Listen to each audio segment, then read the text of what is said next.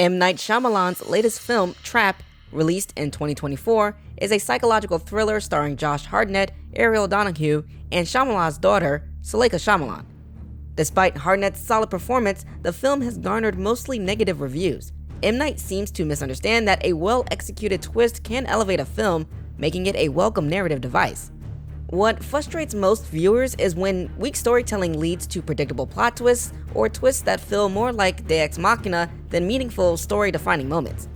Unfortunately, Trap lacks the kind of game-changing twist seen in The Sixth Sense, which could have helped steer the story away from the narrative dead end it finds itself in.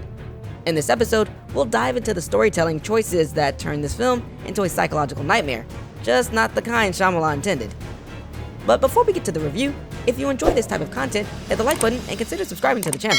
Also, hitting the notification bell will alert you when we drop new content. If you've already seen the movie and don't need a recap of the events, feel free to skip ahead to the film commentary section of this review. Now, let's get critical. Philadelphia firefighter Cooper Adams takes his daughter Riley to a concert by pop star Lady Raven as a reward for her good grades. At the event, Cooper notices a heavy police presence and learns from a vendor, Jamie, that the FBI is trying to catch a serial killer known as the Butcher. It is then revealed that Cooper is the Butcher, secretly checking footage of his latest victim, Spencer, who is being held captive.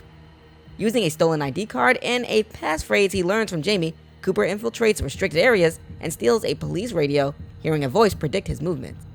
To divert attention, Cooper sets off an explosion and escapes to the roof, where he finds out that Dr. Josephine Grant, an FBI profiler, is leading the manhunt for him. Riley, confused by her father's erratic behavior, tells him about girls being selected as Lady Raven's Dreamer Girl, giving the winner backstage access.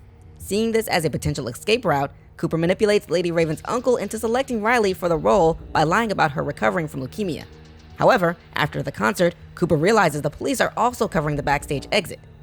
Desperate, Cooper reveals his true identity to Lady Raven and forces her to help him and Riley escape by threatening to kill Spencer remotely. They leave the venue in her limousine, but when they arrive at Cooper's house, Lady Raven tries to stall by explaining the FBI's investigation into the Butcher. She steals Cooper's phone, live streams Spencer's location to her fans, and outs Cooper to his family. As the police arrive, Cooper locks his family upstairs and tries to escape with Lady Raven. A distraction from his family gives Lady Raven time to flee, and while the police close in, Cooper disguises himself in a SWAT uniform and escapes with her.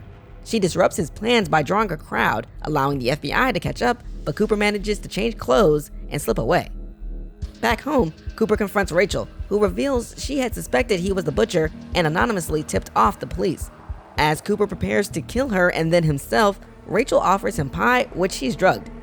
Cooper hallucinates his mother expressing pride in him before realizing that Grant has been impersonating his mother to calm him down. SWAT officers tase and arrest him, but he shares a final emotional moment with Riley before being taken away. In the van, Cooper secretly picks his handcuffs with a bicycle spoke, laughing to himself. Recently, M. Night Shyamalan has gained a reputation for producing polarizing films. Since he often self-finances his projects, many fans feel the quality of his films has declined rather than improved. This is unusual, as directors given creative freedom without studio interference tend to produce more authentic work. However, Trap could have benefited from some external oversight and guidance.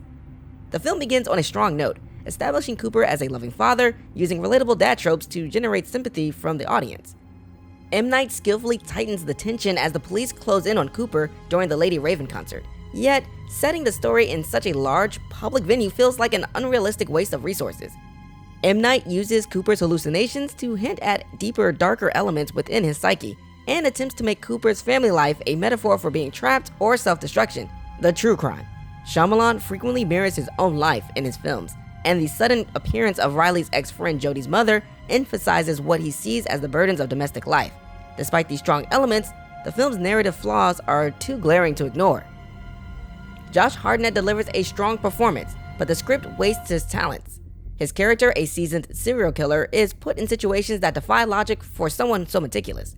Shyamalan is great at building atmosphere, but the days of a coherent plot supporting his films seem gone. For instance, Cooper is portrayed as a calculating killer, but doesn't use any of the concertgoers as hostages, which would have been a logical choice to aid his escape.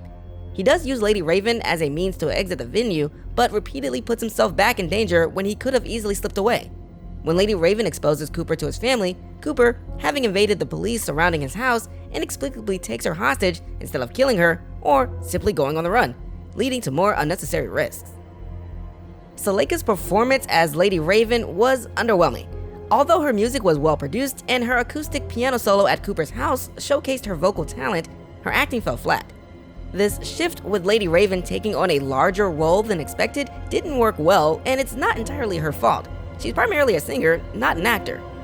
Additionally, Cooper's motives for killing are never fully developed beyond vague references to his mother and the need to kill to, quote, keep the monster away.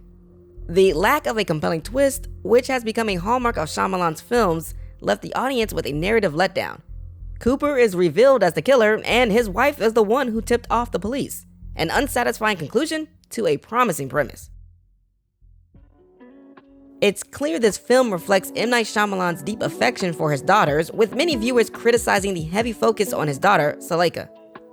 While some hoped for a signature M. Night twist, the movie fell short in that regard. Online, there were discussions suggesting the story should have gone in a different direction. One popular theory was that Riley, Cooper's daughter, could have been the real killer, with Cooper trying to cover up her crimes. Another idea was that Cooper's wife, Rachel, was involved in the murders, or that Lady Raven was corrupting young women through her music, possibly tied to some form of cult worship via the Dreamer Girl, and Cooper's killings were aimed at the people involved in this cult. This theory arose because the film often shows girls in dazed or unwell states, but never provides an explanation for these unsettling moments. In the end, the film had the potential to go in various directions that could have produced a stronger, more engaging story. I've always enjoyed Josh Hartnett's performances, whether it's in The Faculty, Pearl Harbor, Lucky No. 11, or 30 Days of Night, and never quite understood why his career faded into the background. It was refreshing to see his resurgence in Oppenheimer and now in Trap, where he returns to a leading role. Unfortunately, M. Night's direction left much to be desired in this film, ultimately making Trap a disappointing experience. The film's narrative missed out on opportunities to explore these more intriguing possibilities, which might have made it more memorable. For instance, if Riley had been the killer or if Lady Raven had a more sinister role, the film could have delivered a much more satisfying twist, something Shyamalan is known for. Instead, Trap relies too heavily on underdeveloped plots, which never ties back to the central plot in a meaningful way. In conclusion, while it was great to see Hartnett back on screen and Shyamalan attempting something more personal, the film's weak execution and missed narrative opportunities prevent it from reaching its potential. For these reasons, I'd give Trap a critical rating of C+.